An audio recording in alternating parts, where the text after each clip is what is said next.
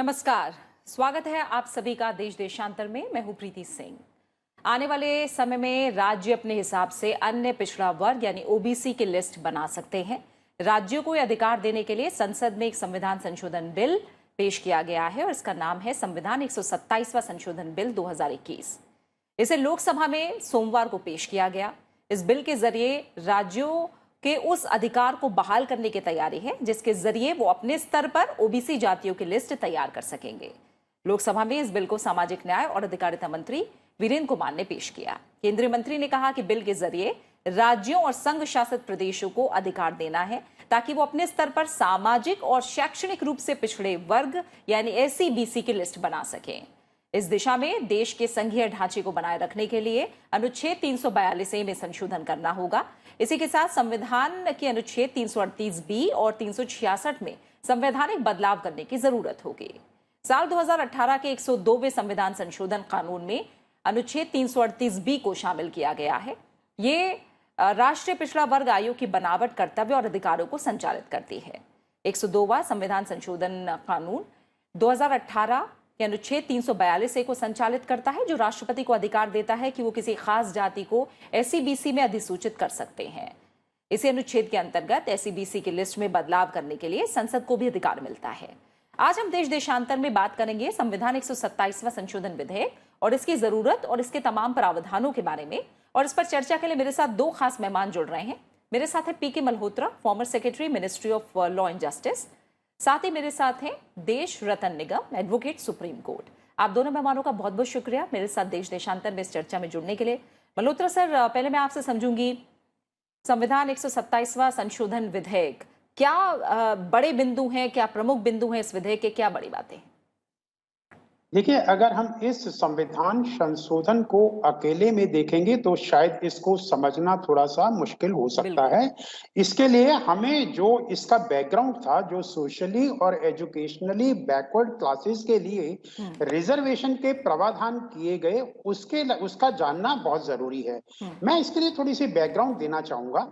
हमारा संविधान जो है, अगर हम संविधान की प्रस्तावना की बात करते हैं तो ये बात करता है justice, social, economic and political, और ये इस बात की भी बात करता है equality of status and opportunity. ये दोनों चीजें जो संविधान की प्रस्तावना में कही गई हैं, इसको इफेक्ट देने के लिए आर्टिकल 15, आर्टिकल 16 संविधान के बहुत महत्वपूर्ण हैं, जिसमें इक्वालिटी ऑफ अपॉर्चुनिटी की बात की गई है और प्रोहिबिशन और discrimination on the ground of religion, race, caste को दूर करने की बात की गई है। लेकिन यह भी कहा गया है कि अगर सोशली और एजुकेशनली बैकवर्ड क्लासेस के लिए या एससी एसटी के लिए कोई प्रावधान किए जाते हैं तो उसको आर्टिकल 15 का जो इक्वालिटी का प्रिंसिपल है, उसको डिस्क्रिमिनेशन का प्रिंसिपल है, उसको नहीं लागू माना जाएगा, क्योंकि ये एक एफर्मेटिव डिस्क्रिमिनेशन की बात करता है। इसके अलावा अगर हम directive principle of state policy की बात करें तो आर्टिकल 38 और आर्टिकल 46 संविधान का जो है वो स्टेट के ऊपर एक ऑब्लिगेशन डालता है कि स्टेट जो है वो अपने रिसोर्सेज को इस तरह से इस्तेमाल करेगी कि वो समाज के सभी वर्ग जो हैं उसका फायदा उठा पाए और सोशली और एजुकेशनली बैकवर्ड क्लासेस जो हैं उनका विशेष रूप से ध्यान रखेगी। इसके लिए आर्टिकल 340 भी बहुत महत्वपूर्ण हो जाता है। हमारे संविधान में शेड्यूल कास्ट और शेड्यूल ट्राइब के लिए तो शुरू से प्रावधान किए गए, लेकिन आर्टिकल 340 में यह प्रावधान किया गया कि जो अदर बैकवर्ड क्लासेस हैं, सोशली और एजुकेशनली बैकवर्ड क्लासेस हैं, उनके लिए एक कमीशन बनाया जाएगा और वो कमीशन जो है उनके इंटरेस्ट कैसे प्रोटेक्ट किए जाएंगे इसके बारे में रिकमेंडेशन देगा। इसको लेकर के 1953 में एक काका कालेकर कमीशन बनाया गया, जिसने सोशली और एजुकेशनली बैकवर्ड क्लासेस अपनी रिपोर्ट दी, लेकिन उस रिपोर्ट के ऊपर कोई कार्रवाई नहीं हुई, उसका किसी ने संज्ञान नहीं लिया। उसके बाद दूसरा कमीशन 1978 में बीपी मंडल, जो मंडल कमीशन के नाम से जाना जाता है, वो बनाया गया, जिसने 1980 में अपनी रिपोर्ट दी और ये बताया कि कौन कौन सी कास्ट, कौन कौन सी classes socially and educationally backward classes में आएंगी। लेकिन इसको भी काफी समय तक इंप्लीमेंट नहीं किया गया। 1990 में जब वीपी सिंह प्रधानमंत्री बने और उनकी सरकार आई तो उन्होंने इस रिजर्वेशन को इंप्लीमेंट किया और socially and educationally backward classes को, जिन्हें अदर बैकवर्ड क्लासेस कहा गया, उनके लिए 27% रिजर्वेशन का प्रावधान रखा गया। जैसा कि मैंने पहले कहा, ओरिजिनली शेड्यूल कास्ट और शेड्यूल ट्राइब के लिए तो प्रावधान संविधान में पहले से था, लेकिन ओबीसी के लिए इस सारे बैकग्राउंड के बीच में ये रिजर्वेशन आया। इस रिजर्वेशन को सुप्रीम कोर्ट में चैलेंज किया गया। सुप्रीम कोर्ट में 9 जजेस की संविधान पीठ ने इंदिरा साहनी के केस में इस जजमेंट को वाजिब ठहराया। उसमें क्रीमी लेयर की बात भी की गई। उसमें यह भी कहा गया कि क्रीमी लेयर को इससे बाहर निकालने की जरूरत है, ताकि जो सोशली और एजुकेशनली बैकवर्ड लोग हैं उनको इस रिजर्वेशन का बेनिफिट मिल सके। इसके साथ साथ उन्होंने एक और रिकमेंडेशन दी कि socially and educational backward classes के लिए, अदर बैकवर्ड क्लासेस के लिए एक कमीशन की भी आवश्यकता है। तो कमीशन जो है वो 1993 के एक्ट से बनाया गया, जबकि शेड्यूल कास्ट और शेड्यूल ट्राइब के लिए कमीशन जो थे उनको संवैधानिक प्रावधान था। 1993 में जो पार्लियामेंट्री एक्ट से बनाया गया, एक डिमांड ऐसी आती रही कि अदर बैकवर्ड क्लासेस के लिए भी जो कमीशन बनाया गया है उसको भी संवैधानिक स्टेटस दिया जाए। वो दिया गया 2018 में जो अमेंडमेंट करके आर्टिकल 338 भी जो ऐड किया गया, उसके अंदर other backward classes, socially and educational backward classes के लिए कमीशन बनाया गया। जब ये 2102वां संविधान संशोधन, जिसका आपने भी जिक्र किया, जब इसको इंप्लीमेंट किया गया तो अपोजिशन की ओर से ये कहा गया कि हमारा एक संघीय ढांचा है। संघीय ढांचे में जैसे एससी एसटी को अपनी स्टेट के लिए अपनी कास्ट को डिसाइड करने का अधिकार है, अदर बैकवर्ड क्लासेस के लिए भी अधिकार होना चाहिए। लेकिन सरकार की ओर से ये कहा गया कि जो प्रेसिडेंशियल ऑर्डर और नोटिफिकेशन इशू किया जाएगा और जब वो किसी स्टेट के बारे में किया जाएगा तो वो गवर्नर की कंसल्टेशन से किया जाएगा। और 1993 का जो एक्ट है उसमें भी स्टेट को इस तरह का अधिकार है, तो स्टेट इसको कर सकती हैं।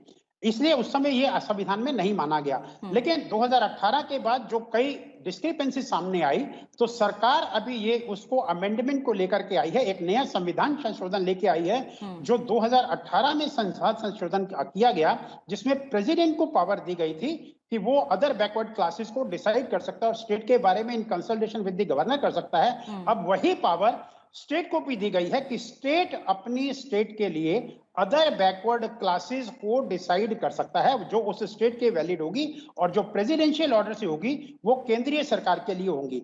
इस क्लैरिफिकेशन की जरूरत इसलिए पड़ी कि क्योंकि बहुत सारा इस तरह के विचार आ रहे थे कि ये संघीय ढांचे को कहीं ना कहीं अफेक्ट कर रहा है, क्योंकि जो ओबीसी की कैटेगरी है उसको डिक्लेयर करने की पावर केवल राष्ट्रपति के पास है। और उस क्लैरिफिकेशन जो है, सरकार ने ये बिल इंट्रोड्यूस करते हुए जब बिल इंट्रोड्यूस किया तो उसमें statement of objects and reason दिया, और मैं उसके डिटेल में नहीं जाना चाहूंगा। उन्होंने ये भी कहा कि संघीय ढांचे को ध्यान में रखते हुए ये क्लैरिफिकेशन देना जरूरी है कि स्टेट के पास जो ओबीसी डिक्लेयर करने का अधिकार है वो उनके पास है, ताकि किसी तरह की कोई कंफ्यूजन ना हो, दुविधा ना हो। उस दुविधा को दूर करने के लिए, उस कंफ्यूजन को दूर करने के लिए ये संविधान में संशोधन लाया जा रहा है।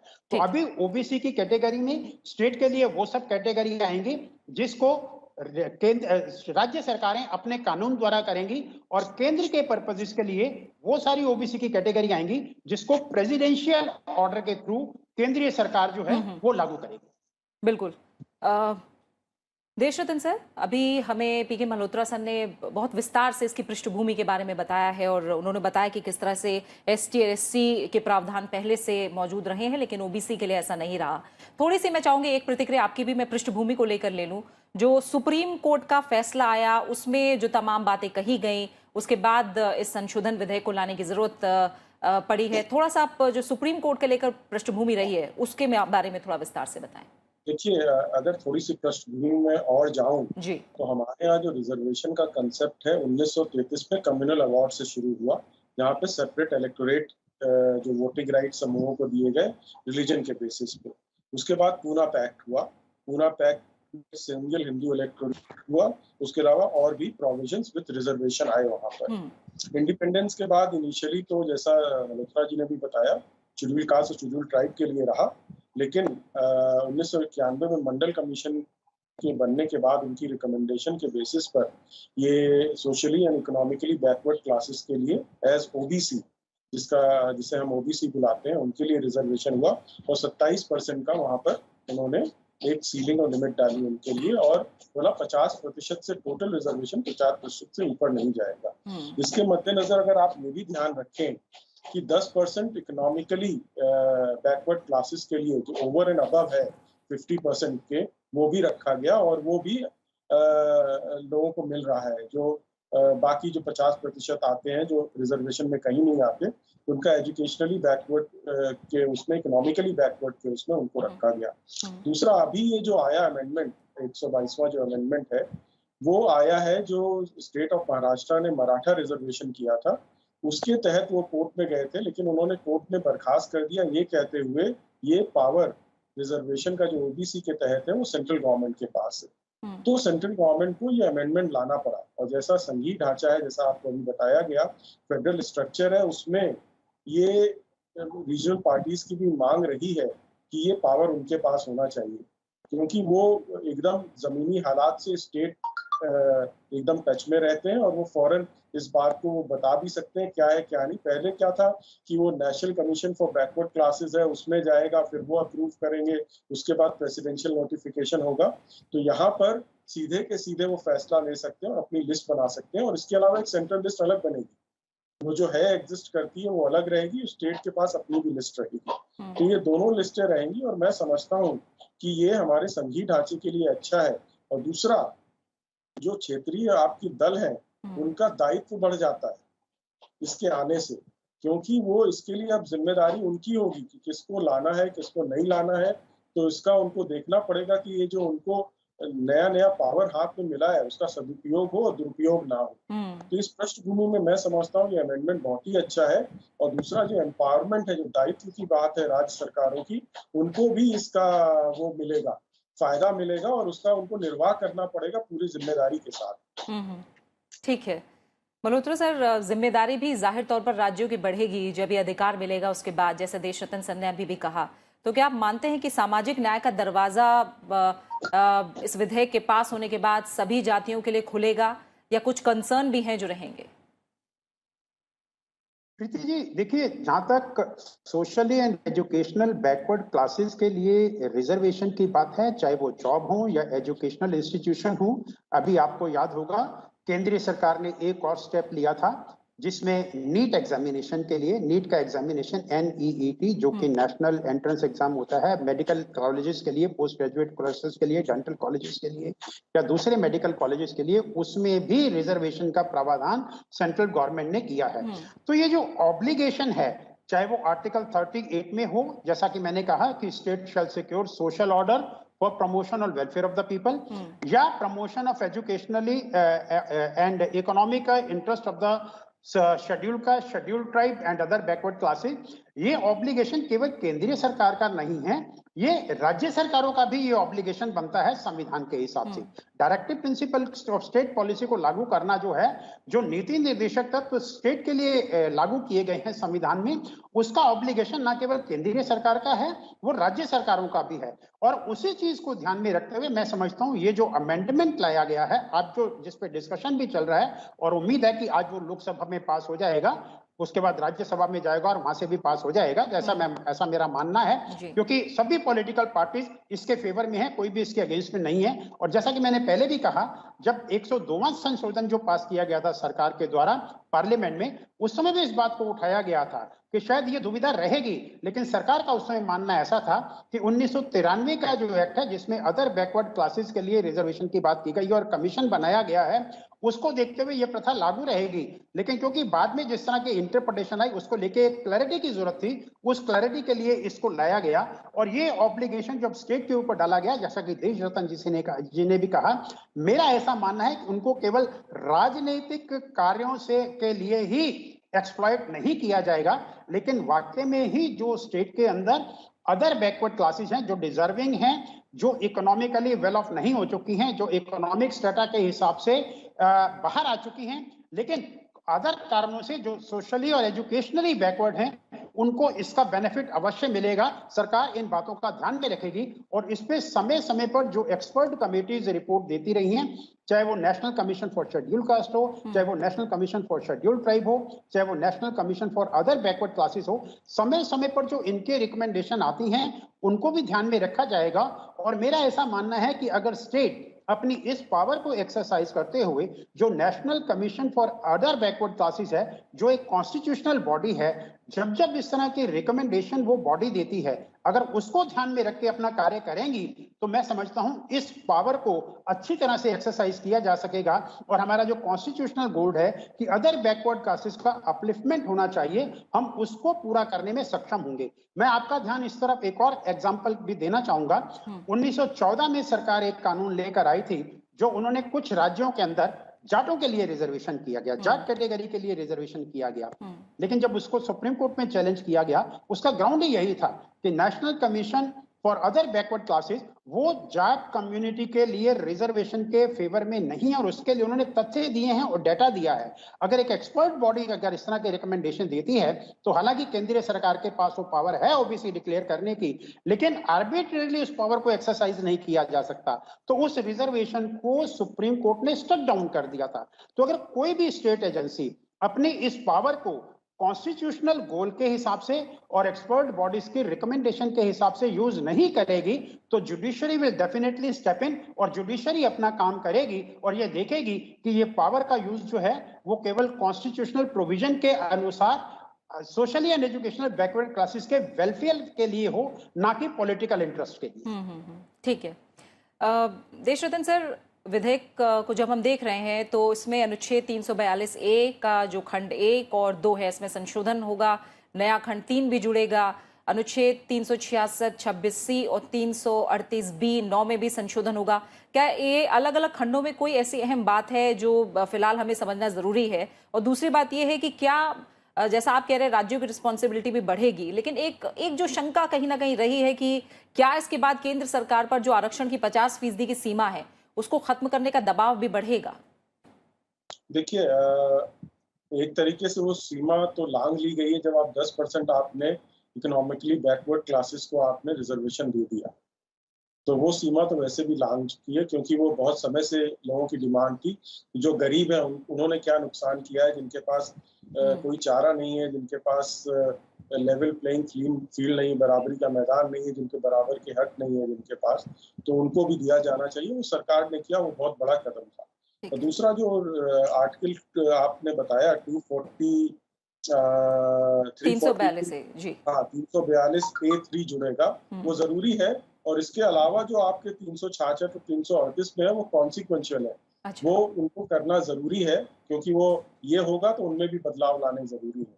तो मेजर जो चेंज है वो 342A3 है जो आएगा इससे, तो जिससे कि उनको स्टेट को पावर मिलता है। और ये देखिए, जरूरत इस बात की है देखने की कि आपका रिजर्वेशन बहुत समय से चल रहा है, और ये क्यों नहीं लोगों को आज तक 70 साल में ये लोगों को अभी तक हम क्यों जारी रख रहे हैं? कहीं ना कहीं हमारी नीतियों में कहीं ना कहीं गड़बड़ है, कहीं ना कहीं कोई एक ही परिवार जनरेशन आफ्टर जनरेशन वही फायदा लिए जा रहा है रिजर्वेशन का। तो ग्रास रूट लेवल पर जो निचला स्तर है वहां तक ये पहुंच नहीं रहा है। तो इस तरह की देखिए जो चीजें आएंगी, इससे उम्मीद है कि राज्य सरकारें उन बैकवर्ड क्लासेस को, सोशली और एजुकेशनली बैकवर्ड जो पिछड़ा वर्ग है हमारा, उनमें उन क्लासेस पे ध्यान देंगी जो सही में बहुत ही पिछड़े हैं, और उनका नाम आएगा। जैसा मल्होत्रा जी ने बोला, इसका राजनीतिकरण नहीं होना चाहिए, इसको एकदम मेरिट पे ध्यान देके जो है लोग उनको लाना चाहिए। ऐसा नहीं है कि जो संख्या में बहुल्य हैं, जिनकी संख्या ज्यादा है, अपने वोटिंग के रिप्रेजेंटेशन के कारण वो अपना नाम वहां पर कर लें और बाकी लोग छूट जाएं। तो बहुत ही बड़ा दायित्व है राज्य सरकारों पे, और इस पे लोगों को बहुत ध्यान देने की भी जरूरत है। कहीं इसका वही हच ना हो जो कुछ पुरानी जो रिजर्वेशन का हुआ, जिसके कारण रिजर्वेशन आप देख रहे हैं कि 1947 से अभी तक चला आ रहा है। तो ये बहुत ही गंभीर बात है, और ये जो अमेंडमेंट्स है, सुप्रीम कोर्ट भी इस पर नजर रखेगा। कहीं कोई गलती होती है किसी से तो कोर्ट में जा सकता है, हाई कोर्ट भी जा सकता है, सुप्रीम कोर्ट भी जा सकता है। तो यहाँ पर जो दायित्व है, क्षेत्रीय जो पार्टियां हैं या जो भी पार्टियां हैं जो जिनकी राज्य सरकारें हैं, वो गंभीरता से इस पर अपना दायित्व निभाएं, कोई ऐसा राजनीतिकरण ना करें। क्योंकि देखिए, हमारे संघीय ढांचे में राज्य ही मिलके सारे राष्ट्र बना रहे हैं। राष्ट्र तो है ही अपनी जगह पर, उसकी जो छोटे छोटे यूनिट्स हैं हमारे राज्य, इनका दायित्व बढ़ जाता है। कहीं एक भी जगह अगर कुछ गड़बड़ होती है तो वो इलाका पिछड़ा रह जाता है। तो हमें हर तरीके से इस बात पे ध्यान देना है और हमारा जो अपोजिशन है, विपक्ष है, उसको भी इस बात पे ध्यान देना है। देखिए आज विपक्ष साथ दे रहा है, जो न्यूज़ है, जो खबरें हैं, उसके हिसाब से कि विपक्ष इस पे एक साथ मत करेगा, क्योंकि ये संवैधानिक संशोधन है, 2/3 बहुमत चाहिए, मेजॉरिटी चाहिए और उसमें भी 2/3 बहुमत चाहिए जो लोग वहां पर होंगे। तो वो बिना अपोजिशन के सहयोग से नहीं हो सकता था, राज्यसभा में जहां तक की बात उठती है। तो ये सारे के सारे अगर आ रहे हैं तो इनसे उम्मीद है जो जहां जहां विपक्ष में है राज्य सरकारों में, वो भी अपना दायित्व निभाएंगे। सरकारें तो अपनी करती रहती हैं, जो सकारात्मक दायित्व निभाना होता है राज्य सरकारों का और अपोजिशन का, ये उनके ऊपर ये दुगनी जिम्मेदारी पड़ रही है। और ऐसा ना हो कि इसको हल्के में लिया जाए और ये जो संशोधन है संवैधानिक, इसका जो उद्देश्य है वो पूरा ना हो पाए। बिल्कुल, सभी दल इस पर एक राय रख रहे हैं। और इसके दूरगामी असर की बात करें तो हम जानते हैं कि महाराष्ट्र, हरियाणा, उत्तर प्रदेश, कर्नाटक, तमाम ऐसे राज्य हैं जिन पर इसका बड़ा असर होगा, क्योंकि यहाँ लंबे समय से आरक्षण की मांग तमाम जातियां जो हैं वो कर रही हैं ओबीसी के दायरे में। जो बार बार चिंताएं अभी देश रतन सर जता रहे हैं, आपको लग रहा है क्या एक केंद्रीय निगरानी जैसी व्यवस्था की भी जरूरत है क्या, अगर हम इसके दूरगामी असर को समझें तो? इससे पहले कि मैं आपने जो प्रश्न अभी उठाया बहुत महत्वपूर्ण प्रश्न है, मैं उस पर आऊं, मैं ये बताना चाहूंगा कि जैसा देश रतन जी ने भी कहा, अगर हम संवैधानिक संशोधन जो लेके आया गया उसकी बात करें तो जैसा देश रतन जी ने भी कहा, 342A का जो खंड 3 आर्टिकल सबसेक्शन 3 उसमें जो ऐड किया जा रहा है, मेन प्रावधान वही है, क्योंकि उसके अंदर स्टेट और यूनियन टेरिटरीज को ये अधिकार दिया जा रहा है कि वो अपनी लिस्ट बना पाएंगे एक कानून बना करके। सो ये मेन प्रोविजन है। और उसको इफेक्ट देने के लिए जो 366 का क्लॉज 26A(c) है, उसमें ओबीसी की डेफिनेशन के जो है उसको चेंज किया गया है। और दूसरा प्रावधान भी जो है वो जो कमीशन को पावर दी गई है वो एक्सप्लेन की गई है। दूसरी बात, आपने 50% कोटा की ब्रीच करने वाली बात कही थी। मैं एक चीज क्लियर करने चाहूंगा, 50% का कोटा जो फिक्स किया गया है वो ना तो इसका प्रावधान कोई संविधान के अंदर है, ना ही कोई जो पार्लियामेंट द्वारा कानून बनाया गया है उसके अंदर है। ये 50% कोटा का जो लिमिट रखी गई है, ये इंदिरा साहनी के केस में सुप्रीम कोर्ट के द्वारा रखी गई है। और उन्होंने भी 50% को सैक्रोसेंट नहीं माना है। उन्होंने तो ये कहा है कि अगर हम राइट टू इक्वलिटी की बात करते हैं तो रीजनेबल लिमिट जो है वो 50% की है, इसको भी ब्रीच किया जा सकता है अगर उसके कारण रिकॉर्ड पर लाए जाते हैं, कानून में लाए जाते हैं कि किन कारणों से इनको ब्रीच किया जा रहा है। और जैसा कि अभी देश रतन जी ने बताया कि economically weaker section of society के लिए 10% का रिजर्वेशन ऑलरेडी सरकार ने किया है। तो और ऑलरेडी तमिलनाडु के अंदर 50% वाली जो लिमिट है उसको ब्रीच किया जा चुका है। और जहां तक आपने अभी कहा कि स्टेट अपनी ड्यूटी जो है वो ठीक से करेंगी और उसके लिए एक कोई इस तरह का ओवरसाइट कमेटी होनी चाहिए। मैं समझता हूं कोई इस तरह के सेपरेटली सेंट्रल ओवरसाइट कमेटी की जरूरत इसलिए नहीं है क्योंकि हमारे पास ऑलरेडी एक संवैधानिक व्यवस्था है, national commission for other backward classes, जो एक संवैधानिक संस्था है। वो संस्था इस कार्य को ऑलरेडी कर रही है और ऐसी उम्मीद की जाती है कि सभी राज्य सरकारें इस तरह का कोई भी कानून बनाने से पहले जो national commission for other backward classes है उसको कंसल्ट करेंगी और वो जो रिकमेंडेशन देंगे उनको उसका संज्ञान लेने के बाद ही कोई कानून बनाएंगी। अगर ये व्यवस्था को ठीक से लागू किया जाता है तो जिस तरह की एप्रीहेंशन हम एक्सपेक्ट कर रहे हैं वो एप्रीहेंशन हमारे सामने नहीं आएंगे और इस कानून का इम्प्लीमेंटेशन एक अच्छे तरीके से हो पाएगा। बिल्कुल। देश रतन सर, आप भी इत्तेफाक रख रहे हैं मल्होत्रा सर की बात से, या एक मॉरल ग्राउंड है कि अपनी जिम्मेदारी समझी जाए, या फिर जिस व्यवस्था की बात अभी मल्होत्रा सर कर रहे हैं, क्या ये अपने आप में काफी है चेक एंड बैलेंस के लिए? देखिए, हमारे संवैधानिक ढांचे में उनको और संघीय ढांचे में अगर देखा जाए तो राज्य सरकार के जो क्षेत्राधिकार है वो उसमें पूर्णतः स्वतंत्र रूप से काम करते हैं। तो उनको हमें विश्वास करना पड़ेगा कि वो अपना दायित्व बड़ी जिम्मेदारी से निभाएंगे। हाँ, ये जमीन पे उतरता है, कैसे काम करता है, उससे जो आपका फीडबैक आएगा, जो वहां से आपको मिलेगी चीजें और या जवाब मिलेंगे, उसके अनुसार केंद्र सरकार बाद में, जैसे पार्लियामेंट से ये संशोधन आया है फिर से एक संशोधन हो जाएगा, एक निगरानी का मैकेनिज्म अगर जरूरत पड़ेगी तो वो भी आ सकता है बाद में। लेकिन अभी जैसा है, उनको अगर जिम्मेदारी दी गई है तो हमें ये देखना पड़ेगा वो जिम्मेदारी पूर्णतः अच्छी तरह से निभाएं, वरना उसके तरीके हैं, दूसरे कोर्ट है, कचहरी है हमारी, या हमारा पार्लियामेंट है, उस पर निगरानी करके संशोधन ला सकता है। लेकिन अभी मैं नहीं समझता हूँ कि उन पर निगरानी रखने की जरूरत है। हमें देखना पड़ेगा कि वो कैसा कार्य करते हैं, जो नया नया पावर उनको मिला है उसके तहत वो किस तरह का कार्य करेंगे, कैसे अपने दायित्व का निर्वाह करेंगे। तो वहां से बहुत सारे हमें जवाब मिलेंगे। लेकिन अभी ये कहना कि उनके ऊपर निगरानी रखने की जरूरत है, मैं नहीं समझता हूँ कि ऐसी कोई जरूरत है। बिल्कुल बिल्कुल, जी जी Malhotra sir. Preeti ji, to supplement what Desh Ratan ji has said, अगर हम बात करें, अभी हम बात कर रहे हैं केवल national commission for other backward classes और अदर बैकवर्ड क्लासेस के लिए जो राज्य को कानून बनाने का अधिकार दिया उसके बारे में जी। इस तरह की पावर शेड्यूल कास्ट और शेड्यूल ट्राइब के लिए स्टेट गवर्नमेंट्स ऑलरेडी एक्सरसाइज कर रही हैं। तो ऐसा नहीं है कि ये पावर ऑलरेडी स्टेट्स के पास नहीं है, शेड्यूल कास्ट और शेड्यूल ट्राइब के लिए ऑलरेडी है। लेकिन जब अदर बैकवर्ड क्लासेस के लिए ये प्रावधान 102वें संविधान संशोधन में किया गया, तो क्योंकि स्टेट को पावर नहीं दी गई थी, वही पावर अब जो है इस नए संविधान संशोधन के द्वारा दी जा रही है। तो जिस तरह का मैकेनिज्म स्टेट गवर्नमेंट ने शेड्यूल कास्ट और शेड्यूल ट्राइब के रिजर्वेशन के लिए इवॉल्व किया है, अगर उसी तरह का mechanism state government other backward classes को भी बेनिफिट देने के लिए करेंगे, तो मैं नहीं समझता कि एक जो आप ओवरसाइट कमेटी की बात कर रही हैं, ये एक बात कर रहे हैं, उसकी आवश्यकता पड़ेगी। लेकिन at the cost of repetition I would like to say, अगर एक और संवैधानिक ढांचा हमारा एग्जिस्ट करता है, संविधान के अंदर एग्जिस्ट करता है, तो उसकी सलाह लेने के लिए स्टेट गवर्नमेंट को है वो उनके लिए दरवाजे खुले हैं। और उसकी सलाह, क्योंकि वो एक एक्सपर्ट बॉडी है, एक एक्सपर्ट की तरह वो सलाह देंगे, तो स्टेट गवर्नमेंट को उसको बराबर विचार करके तभी कोई कानून बनाना चाहिए। बिल्कुल। और इसी के साथ समय ये पूरा हो गया है। पीके मल्होत्रा सर आपका, देश रत्न निकम सर, आप दोनों मेहमानों का बहुत बहुत शुक्रिया मेरे साथ इस चर्चा में देश देशांतर में जुड़ने के लिए। जाहिर तौर पर ये जो विधेयक है इससे आधे से ज्यादा आबादी यानी एक बहुत बड़े तबके पर प्रभाव पड़ेगा और भारत में एक संघीय ढांचा है और उस ढांचे को बनाए रखने के लिए संशोधन जरूरी भी था, जिसे संसद में लाया गया है और बहुत जल्द हम इसे संसद से पास होता भी देखेंगे, क्योंकि इस पर सभी दलों की एक आम राय नजर आ रही है। इसी के साथ देश देशांतर में फिलहाल इतना ही। अपना अच्छे से ख्याल रखिए। नमस्कार।